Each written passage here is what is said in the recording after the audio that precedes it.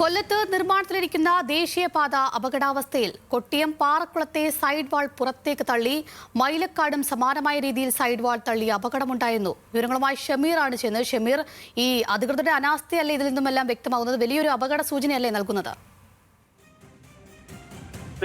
മൈലക്കാട് അപകടത്തിന് ശേഷം ഏറ്റവും പ്രധാനമായി അപകടം പതിയിരിക്കുന്ന മേഖലയാണ് ഈ പറക്കുളം എന്ന് നാട്ടുകാർ ആശങ്കപ്പെട്ടിരുന്നു. എന്നാൽ കൂടുതൽ മണ്ണിട്ട് ഉയർത്തിയ ഭാഗത്താണ് ഇപ്പോൾ ഒരു സൈഡിലൂടെ ഗതാഗതവും അനുവദിച്ചിട്ടുണ്ട്. മറു സൈഡിലാണ് ഇത്തരത്തിൽ ഈ സൈഡ് വാൾ പുറത്തേക്ക് തള്ളിയിരിക്കുന്നത്.